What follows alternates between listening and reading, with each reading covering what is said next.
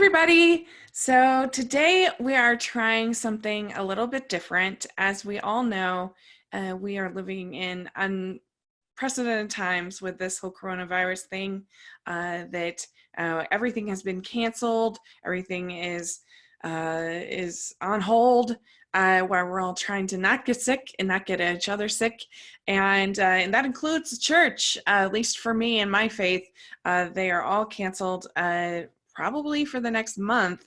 So I was trying to think of what I could do to be spiritually fed, but also help others. And I thought it might be fun to give a little spiritual thought, and have some of my friends on who are religious, try to make it as non-denominational as I can.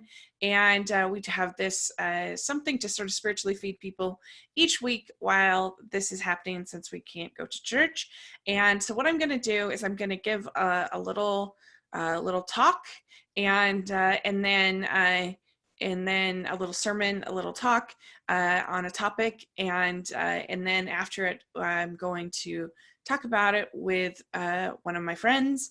And so my friend that's joining me today is my very good friend Caroline from Hallmarkies podcast. Caroline, thank you so much for coming on, and especially this sort of pilot of this idea. Yeah. Well, thank you for asking me. Yeah. Were your services canceled, or were they still going on? They're still going on, but it's no one can open the doors by themselves, or you have to there's no offering anymore, and stuff like that. Yeah. But I'm self-quarantining myself, so I'm not going anywhere. Yeah. I think that's wise. I mean, we have got to try our best, at least, to nip this in the bud.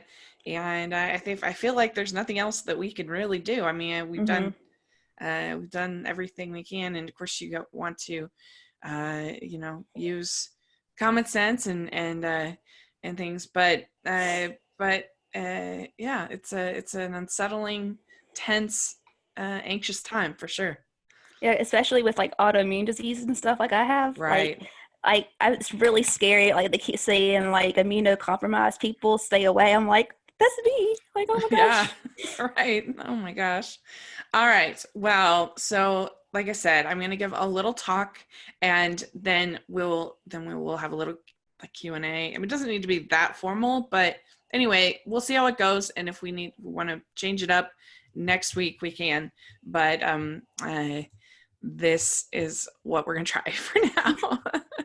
Okay, here we go. I think it goes without saying, we are living in unprecedented times.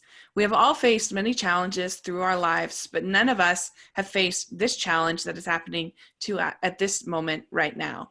The coronavirus has come in and has left a path of destruction, not just in those who have fallen ill, but to the very core activities of our lives, including school, work, social activities, and even church. In Hebrews, we are told, as ye see the day approaching, we must not forsake the assembling of ourselves together, but exhorting one another to provoke unto love and unto good works. As I was pondering these words and our current situation, it hit me that we have an opportunity to assemble and encourage each other right here in this crazy thing we call the internet. So for the next few weeks, while there are no church services, I will share a thoughtful, non-denominational Christian message, and hopefully have some guests of many faiths join me so we are all spiritually fed together. So the topic of this week's message is on the subject of kindness. And the Dalai Lama once said, "Be kind whenever possible." And then he added, "It is always possible." In this cynical era, a virtue like kindness can feel trite, simplistic, and even old-fashioned. Too often we hide our meanness in cloaks of honesty, as if we are all the Simon Cowells of the worlds around us. However, when we fail to be kind, we judge the value of those around us as not worthy of consideration and love, and we deny ourselves the opportunity to become more Christ-like. In fact, the Bible tells us of the overwhelming kindness of Christ. In Isaiah 54:8, it describes Jesus as, In a little wrath, I hid my face from thee for a moment, but with everlasting kindness will I have mercy on thee, saith the Lord your Redeemer. If Jesus can have mercy on each of us, then shouldn't we follow his example and show kindness to our fellow humans? I think this is his greatest desire, and so often it takes such a small effort to be an example of kindness. In Proverbs 15:1, we are told, a soft answer turneth away wrath. But grievous words stir up anger. In just the internet alone, how much better would our lives be if soft answers were chosen over harsh, cold, angry ones? And the sad part is, real change is often more likely to come from a soft example over angry debate and rhetoric. On the other hand, having an attitude of kindness doesn't mean we are tolerant of evil or doormat for angry souls. Jesus himself was known for throwing out the money changers at the temple and scolding the Sadducees and Pharisees for their judgmental attitudes and lack of compassion. Cultivating a spirit of kindness doesn't eliminate bold actions, but it makes those moments of holy anger earned, impactful, and more likely to inspire real change. There have been many examples of people showing me kindness in my life. Too many to name, but one that stands out that happened to me when we'd been doing the Hallmarkies podcast for about 9 months. Amber and I were interviewing an actress, and it had been about the third or fourth interview of the day.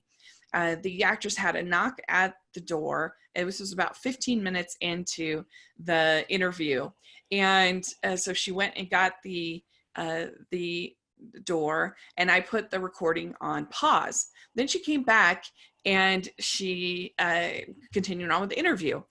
We went for about another 30 minutes, 45 minutes, maybe even.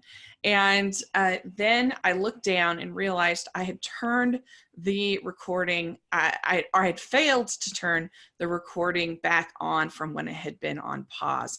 I was mortified, embarrassed, and told the actress of the mistake with 1,000 apologies. Here we had an interesting situation. This woman, who I'd never met before, was a complete stranger, had every right to be very upset with me. She was no doubt expecting a professionally administered interview, and she was sacrificing her own time, which she was not compensated for, to begin with, to do the interview. She could have given me a tongue lashing, and it would have been deserved. The mistake was mine and mine alone. Fortunately, she chose to respond with kindness. In fact, she ended up comforting me and telling me that I couldn't apologize one more time, and if I did, she was going to be mad at me. And luckily, she had time to be able to record a whole new interview, and we did the interview again. In fact, I even had to call her up a third time and get her to answer one more question, which had been left out. And I edited the pieces together. Nobody, I don't think, listening had any idea what had happened. And it all became a story from behind the scenes. It's a small example, but I'll always be grateful for that expression of kindness.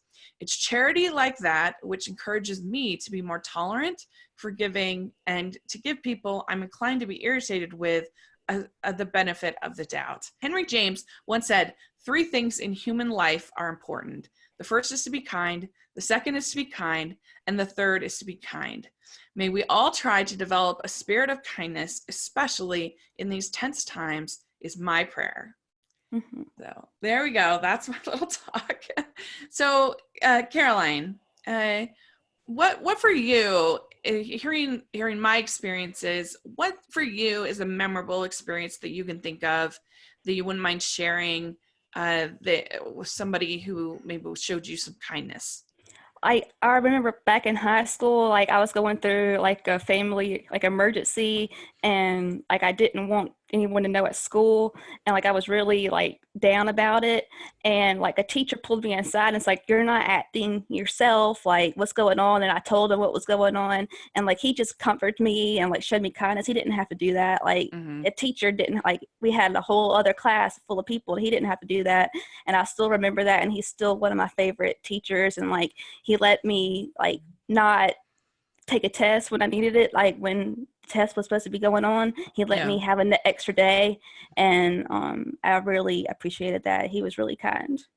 Yeah, I think there's something about taking having sort of taking a moment and really being extra thoughtful. I think there's a thoughtfulness that comes with kindness, and not going with that instinct to that initial instinct that we all that we sometimes have, and just taking a second and really trying to think about other people. Yes. Yeah, and also I think it it's also it's easy when we're just sort of rushing to forget to take that time to really think about the people around us and what they need. Also, I think you have to kind of let go of maybe your existing sort of ideas maybe about people, and you think, oh, they don't need my help, they don't need my time.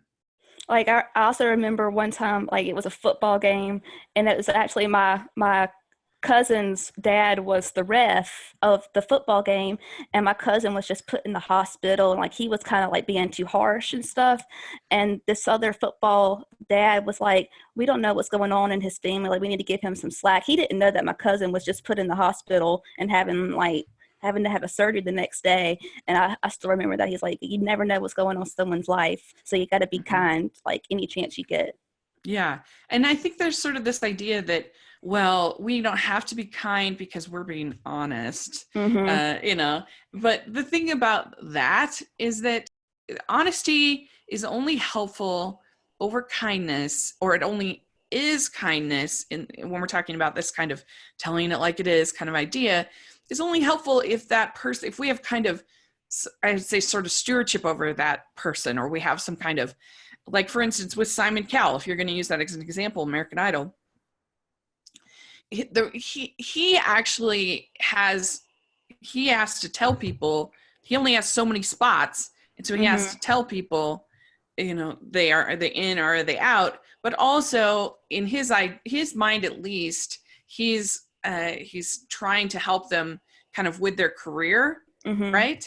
But he could still do it with more kindness. But I think that for most of us and most of our interactions, we're not helping people in that kind of way. There's no sort of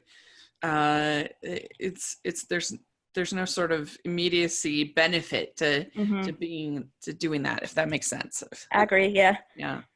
And I mean, it's not like if we're a parent or something like that, and somebody and I don't know, somebody puts their hand on a stove, we're maybe not going to give the kindest response. We're going to be urgent. We're going to be upset.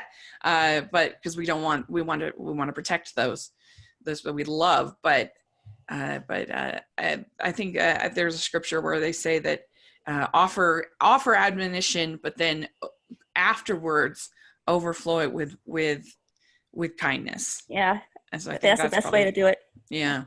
And I think those situations are few from, and even like you give an example with your teacher, even if we do have that kind of role over to guide and protect and to teach people, we could still do it with kindness. Exactly.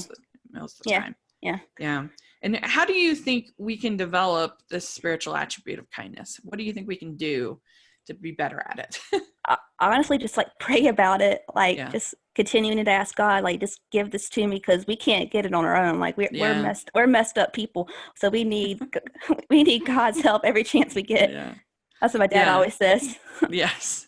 Yeah, that's very true. And I think we can start being kind to ourselves, being less harsh, and also I think it sometimes helps, honestly, just to have a journal, so that when you feel those kind of unkind thoughts, and even if it's a journal that you honestly just burn after it's just a vent journal, just a frustration journal. Yeah. It's not even for any kind of legacy or anything like that. And you can get those unkind sort of thoughts out, and you can get those frustrations out. We're going to be having some cabin fever probably coming up here soon. So I think that sometimes that's helpful to sort of have a vent journal. I like that. A burn book. Yeah, burn book. That's right. Also, just trying to walk in another person's shoes a little bit. try to understand where they're coming from. One of my favorite movies is called Your Name. I talked about it a lot on my channel, but in the beginning of the movie, these two characters have switched places and they're switched bodies, and so you have a young man and a young woman who are in each other's bodies, and before they would have had a lot of judgments for each other, but now they had no idea who each other were before this happened, and but now they're experiencing life literally through another person's body and shoes. Cool. And it opens a whole new perspective for them, and then after that, that this experience happens, there's just this connection between the two that is just because they understand each other's humanity and who they are, and something really beautiful to me about that. I think if we can try as much as possible to kind of think what maybe these other people are going through, what is maybe making them act in an unkind way, then that can help a lot to help us to have empathy and learn and grow and be kinder, I think. That's like that should be our goal through all this, like just understand what other people like are going through and stuff, especially people that are sick or like have like elderly parents or something like that. Like they have to be extra cautious, and like so we don't need to be unkind to those people who are like overreact. People say they're overreacting. Like just understand like they have to worry about other things too. Right. Yeah. And everybody from their perspective is the hero of their story, and so we can try to kind of understand. That doesn't mean we necessarily give permission or we forgive or we that's all a different thing, but if we can at least try to have some understanding, I think it helps a lot. And so there you go. I think that was a really good discussion, and I feel edified for sure.